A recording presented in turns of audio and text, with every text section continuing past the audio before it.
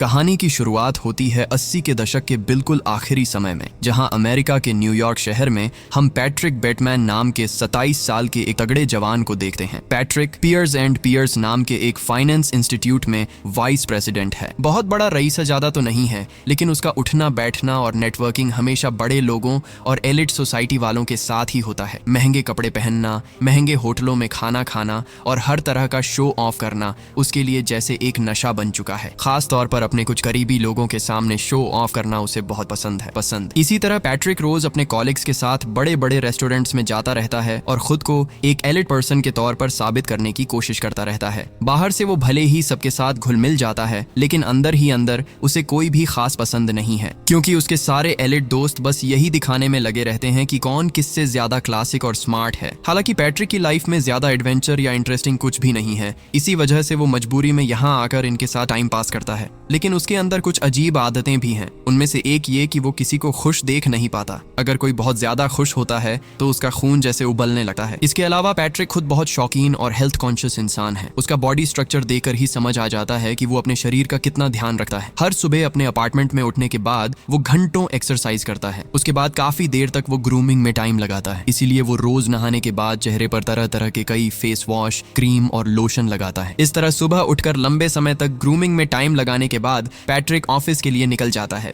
Office का काम खत्म होने के बाद पैट्रिक अक्सर अपनी फियोंसे एवलिन के साथ डिनर या पार्टी पर जाता है। पैट्रिक और एवलिन काफी समय से डेट कर रहे हैं और उनकी एंगेजमेंट भी हो चुकी है, लेकिन पैट्रिक फिलहाल अपनी करियर पर फोकस करना चाहता है, शादी बाद में करना चाहता है। इसके अलावा उसकी फियोंसे एवलिन की ज्यादा बोलने वाली आदत की वजह से पैट्रिक उससे थोड़ा इरिटेट भी रहता है। साथ ही पैट्रिक को शक है कि एवलिन का उसके दोस्त टिमोथी के साथ अफेयर चल रहा है। इधर पैट्रिक खुद भी एवलिन की दोस्त कोर्टनी के साथ अफेयर में है। मतलब दोनों एक दूसरे को दोनों तरफ से धोखा दे रहे हैं। पूरे के पूरे प्रो प्लेयर हैं। असल में एवलिन पर शक और जलन की वजह से ही पैट्रिक कोर्टनी के साथ अफेयर में पड़ता है। इस तरह बिजनेस अफेयर्स और अय्याशी के बीच पैट्रिक की जिंदगी चल रही थी। एक दिन पैट्रिक कोर्टनी के साथ अकेले टाइम बिताने के लिए उसे डिनर पर ले जाना चाहता है। कोर्टनी पहले मना कर देती है, लेकिन जब पैट्रिक उसे शहर के सबसे लेविश रेस्टोरेंट डोर्सिया ले जाने की बात करता है तो कोर्टनी तुरंत खुशी खुशी मान जाती है। हालांकि वीआईपी रेस्टोरेंट डोर्सिया में रिजर्वेशन के लिए कम से कम 2 महीने पहले से बुकिंग करनी पड़ती है। लेकिन ओवर कॉन्फिडेंट होकर जब पैट्रिक वहां कॉल करके कल के लिए रिजर्वेशन मांगता है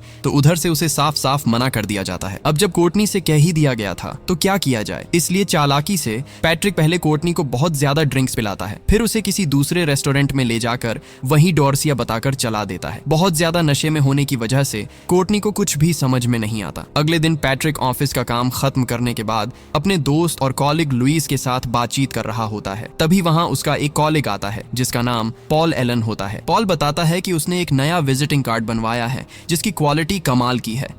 पैट्रिक समेत सबके पास अपने अपने बिजनेस कार्ड थे, लेकिन जैसे ही पैट्रिक पॉल का कार्ड देखता है उसे समझ आ जाता है कि पॉल ने उनसे कहीं ज्यादा महंगा और क्लास वाला कार्ड बनवाया है। ये देखते ही पैट्रिक के अंदर जलन की आग भड़क उठती है। वो किसी भी हाल में ये बात बर्दाश्त नहीं कर पाता कि उससे बेहतर बिजनेस कार्ड किसी और के पास हो सकता है। इसी गुस्से में वो सीधा अपने घर की तरफ निकल पड़ता है। रास्ते में उसे एक बेघर आदमी दिखता है। पहले तो वो उसे मदद करता है, लेकिन अचानक उसे पॉल के बिजनेस कार्ड की बात याद आ जाती है और वो अपना गुस्सा उसी आदमी पर निकालने लगता है। गुस्से में आकर वो अपनी जेब में रखे चाकू से उस आदमी पर हमला कर देता है। उसी आदमी के पास एक छोटा सा कुत्ता भी होता है और पैट्रिक उसे भी बेरहमी से मार देता है। ये सब करने के बाद पैट्रिक घर लौट जाता है और अगले दिन न्यूयॉर्क के एक स्पा में जाकर मसाज करवाता है। इतना बड़ा कांड करने के बाद भी उसके चेहरे पर जरा सा भी टेंशन नजर नहीं आता। असल में इसका मतलब बिल्कुल साफ है, पैट्रिक सच में एक खतरनाक साइकोपैथ है। उस घटना के कुछ दिनों बाद पैट्रिक अपने दोस्तों के साथ एक क्रिसमस पार्टी में जाता है। वहीं एक बार फिर उसकी मुलाकात पॉल एलन से हो जाती है। उस दिन पुरानी जलन फिर से पैट्रिक के अंदर उबाल मारने लगती है। पॉल को सबक सिखाने के इरादे से पैट्रिक उससे फोन पर बात करता है और उसे ड्रिंक्स के लिए इनवाइट करता है। इनविटेशन रखने के लिए पॉल पास के एक रेस्टोरेंट में आ जाता है। वहां बैठकर पॉल और पैट्रिक तरह तरह की बातें करते हैं और काफी ज्यादा ड्रिंक्स पी लेते हैं। इसके बाद पैट्रिक पॉल को अपने घर चलने का ऑफर देता है। बहुत ज्यादा नशे में होने की वजह से पॉल मना नहीं कर पाता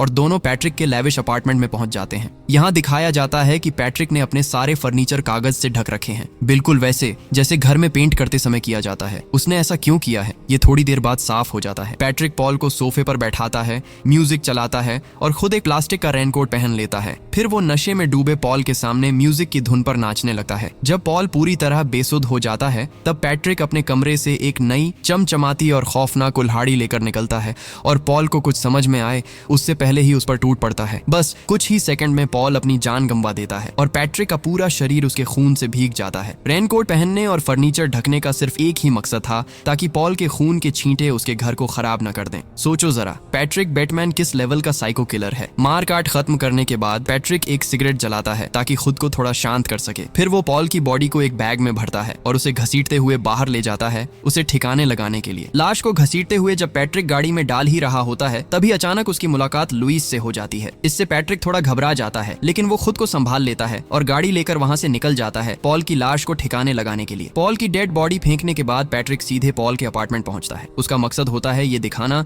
कि पॉल किसी इमरजेंसी काम से लंदन गया है। पॉल को मारने के बाद पैट्रिक उसकी जेब से चाबी चुरा चुका था। उसी चाबी से दरवाजा खोलकर वो अंदर जाता है। फिर वो एक सूटकेस निकालता है और उसमें कुछ कपड़े और पासपोर्ट डाल देता है। इसके बाद वो पॉल के टेलीफोन आंसरिंग मशीन पर पॉल की आवाज की नकल करके एक वॉइस नोट छोड़ता है। उसमें वो पॉल बनकर उसकी गर्लफ्रेंड मेरिडिथ को कहता है, मैं लंदन जा रहा हूँ, लौट कर तुम्हें कॉल करूंगा। इस तरह पॉल की मौत को छुपाने के बाद पैट्रिक पूरी तरह शांत हो जाता है और दोबारा अपने ऑफिस के काम में लग जाता है। लेकिन उसी दिन अचानक उसकी पर्सनल सेक्रेटरी जीन आकर बताती है कि डोनाल्ड किम्बल नाम का एक डिटेक्टिव उससे मिलने आया है। डिटेक्टिव का नाम सुनते ही पैट्रिक घबरा जाता है और जीन से कहता है कि उसे बोल दे कि वो लंच पर गया है। तब जीन कहती है, अभी तो सिर्फ 10 बजे हैं और किम्बल जानता है कि आप अपने चैम्बर में ही हैं। ये सुनकर पैट्रिक के पास कोई और रास्ता नहीं बचता और वो उसे अंदर भेजने को कह देता है। डिटेक्टिव किम्बल जब अंदर आता है तब पैट्रिक जानबूझकर अपने फोन पर इस तरह बात करने लगता है जैसे वो बहुत ज्यादा बिजी हो। किम्बल से मिलने के बाद पैट्रिक बार बार उसे कुछ खाने पीने का ऑफर देता रहता है लेकिन किम्बल कुछ भी लेने से मना कर देता है और सीधे मुद्दे की बात करता है। वो बताता है कि पॉल एलन की गर्लफ्रेंड ने उसे हायर किया है पॉल के मिसिंग होने के मामले में, क्योंकि उसे शक है कि पॉल लंदन नहीं गया। इसी सिलसिले में किम्बल पैट्रिक के ऑफिस पूछताछ करने आया है। वो पैट्रिक से उसका एज, कहां से पढ़ाई की, वो पॉल को कितने समय से जानता है, ऐसे कई सवाल पूछता है। पैट्रिक जवाब देता है कि उसकी इन्फॉर्मेशन में पॉल एक नशेड़ी किस्म का इंसान था और इधर उधर भटकता रहता था। हो सकता है कहीं जाकर किसी एक्सीडेंट में मर गया हो। किम्बल तब बताता है कि उसे पॉल के अपार्टमेंट से ऐसा कोई सबूत नहीं मिला। इसके बाद पैट्रिक अचानक कह देता है कि उसे अब एक जरूरी काम है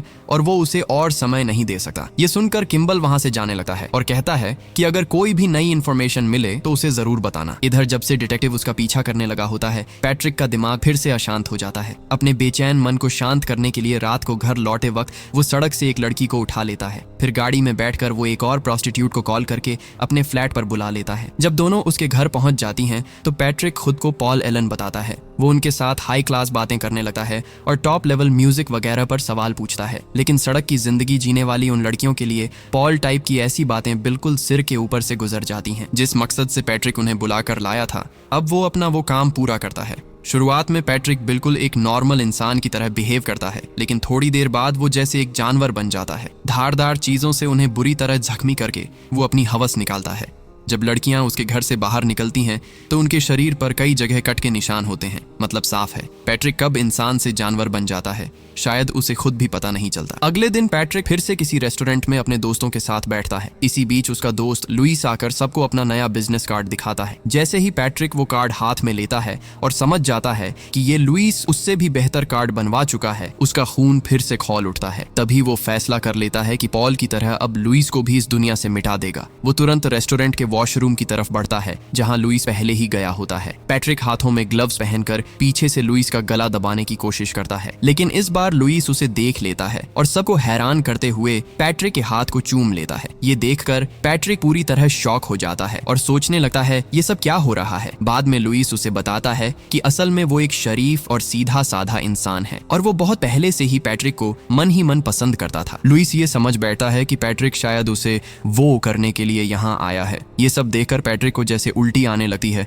और वो तुरंत वहां से भाग निकलता है, अपनी जान और इज्जत बचाकर। अगले दिन पैट्रिक के ऑफिस में डिटेक्टिव किम्बल फिर से उससे मिलने आता है। इस बार किम्बल उससे पूछता है कि पॉल एलन के मिसिंग होने वाले दिन वो कहाँ था। पैट्रिक जवाब देता है कि वो उस दिन वेरोनिका नाम की लड़की के साथ डेट पर था। किम्बल बताता है कि उसके पास जो इन्फॉर्मेशन है वो पैट्रिक की बातों से पूरी तरह मैच नहीं करती। इसके बाद किम्बल पूछता है कि पॉल से उसकी आखिरी बार मुलाकात कब हुई थी। पैट्रिक कहता है कि आखिरी बार दोनों एक म्यूजिक पार्टी में मिले थे, लेकिन थोड़ी देर बाद ही पैट्रिक खुद ही कंफ्यूज होकर कह देता है कि उसे ठीक से याद नहीं आ रहा कि उनकी आखिरी मुलाकात कहाँ हुई थी। शायद वो दोनों कहीं डिनर पर गए थे। ये सब सुनकर किम्बल उससे कहता है कि अगर उसे कभी ठीक से याद आए तो जरूर उससे कांटेक्ट करे, और इस केस पर डिटेल में बात करने के लिए वो पैट्रिक को किसी दिन साथ में लंच पर चलने को कहता है। पैट्रिक उसकी बात मान लेता है। किम्बल से बात होने के बाद उसी रात पैट्रिक फिर से एक पार्टी में जाता है। वहाँ पहले वो अपने एक दोस्त के साथ काफी देर तक ड्रिंक्स लेता है। इसके बाद उसकी मुलाकात एक मॉडल से होती है जिसे वो पार्टी के बाद डिनर पर इनवाइट कर देता है। अब पैट्रिक का किसी को डिनर पर बुलाने का मतलब क्या होता है ये तो तुम लोग अब तक अच्छी तरह समझ ही चुके हो। अगली सुबह पैट्रिक अपने ऑफिस में बैठकर क्रॉसवर्ड खेल रहा होता है। तभी उसकी सेक्रेटरी जीन उससे मिलने आती है। असल में जीन मन ही मन पैट्रिक को काफी पसंद करती है। पैट्रिक की अच्छी बॉडी और स्टाइलिश चाल ढाल उसे हमेशा अट्रैक्ट करती रहती है, लेकिन वो ये बातें कभी खुलकर पैट्रिक से कह नहीं पाई। हालांकि पैट्रिक भी कोई कम समझदार नहीं है। वो जीन के हाव भाव से सब कुछ समझ जाता है, इसलिए आज वो सीधे जीन को डिनर का इन्विटेशन दे देता है। जीन क्या जाने कि इस खूबसूरत दावत के पीछे उसके लिए कितनी खौफनाक सिचुएशन इंतजार कर रही है। पैट्रिक से ऐसा इनवाइट मिलते ही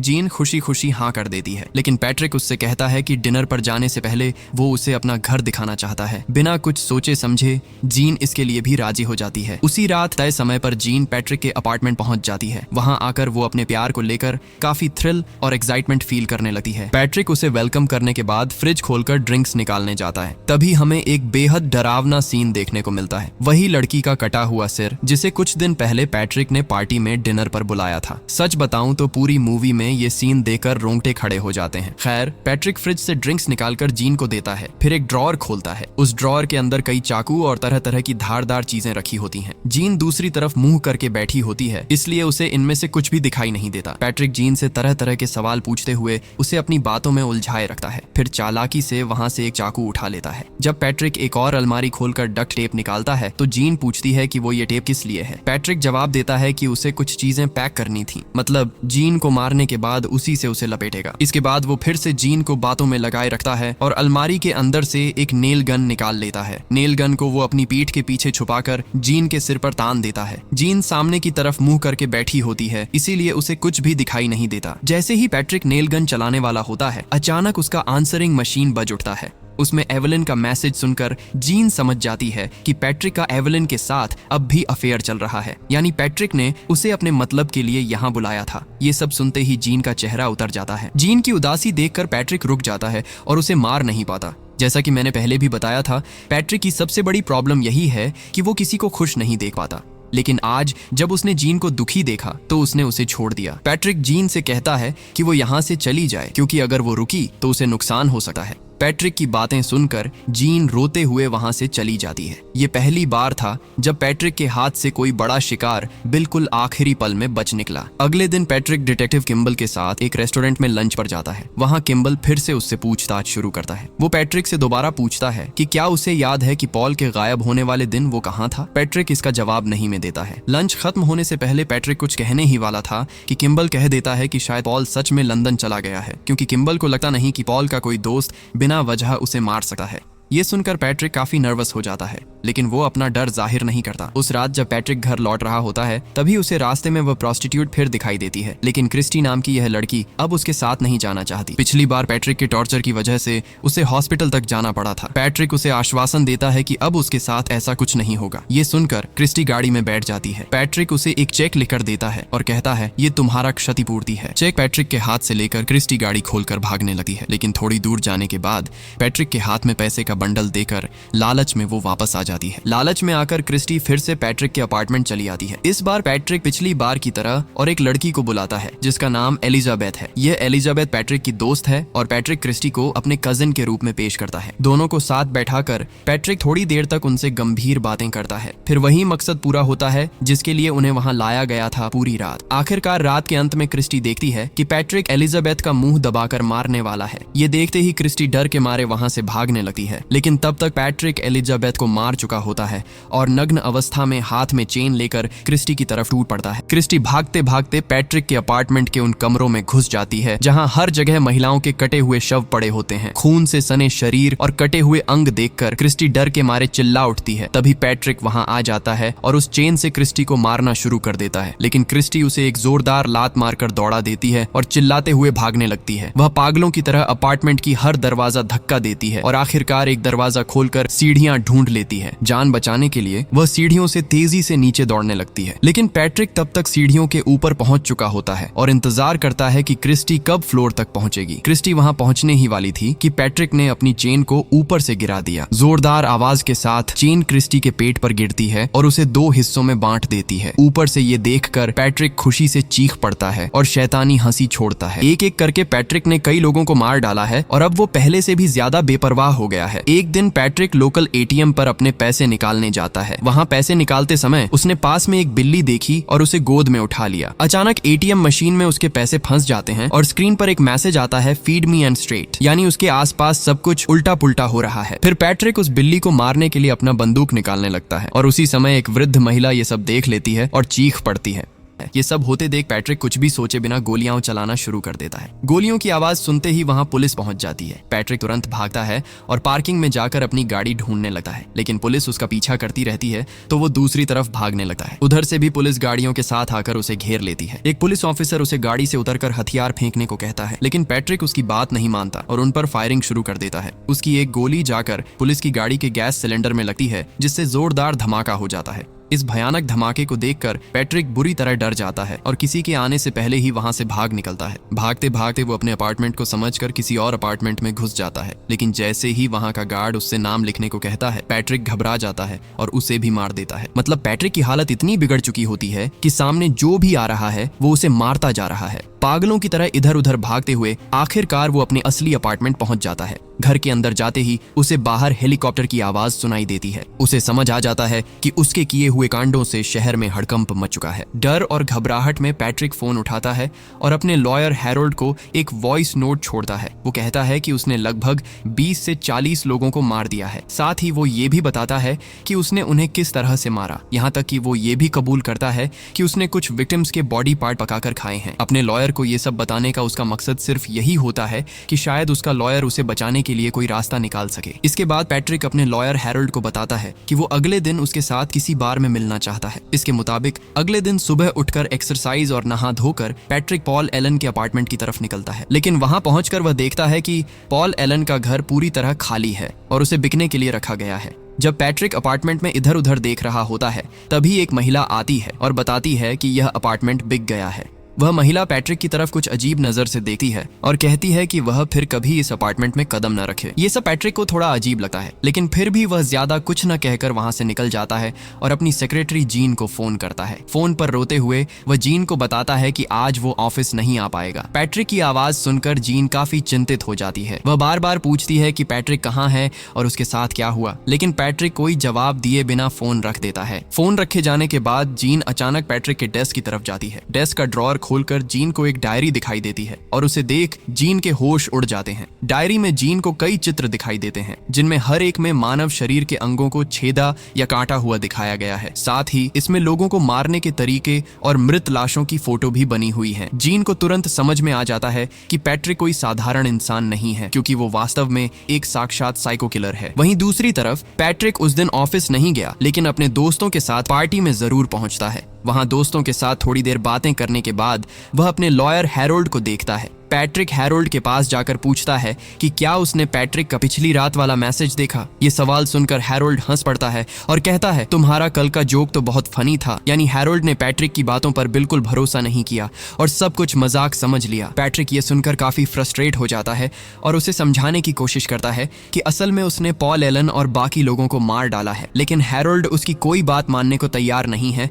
और कहता है कि उसने पॉल से 10 दिन पहले लंदन में मुलाकात की थी। ये सुनकर पैट्रिक पूरी तरह तरह परेशान हो जाता है, क्योंकि उसने तो पॉल को हाथ से काटकर मार डाला था, तो पॉल अब भी कैसे जिंदा है? साथ ही इतने सारे लोगों को मारने के बाद भी पुलिस ने उसे क्यों अभी तक घेर नहीं लिया? ऐसे सारे सवालों का जवाब पैट्रिक कोई भी तरह नहीं ढूंढ पाता। लेकिन हमें ये समझ में आ जाता है कि दरअसल पैट्रिक बेतमान ने जिन लोगों को मार डाला वो सब उसकी हेलुसिनेशन थी। मतलब जिन लोगों को पैट्रिक बिल्कुल पसंद नहीं करता था या जिन्हें वो मारना चाहता था, उन्हें उसने अपने सपनों मन में मार डाला और खुद को संतुष्ट किया। ये सब सिर्फ उसकी मन की भयानक सपनों थी। लेकिन इतनी भयंकर सपनों में भी जो कुछ पैट्रिक सोच सकता है वो शायद अगर चाहे तो वास्तविक दुनिया में भी कर सकता है।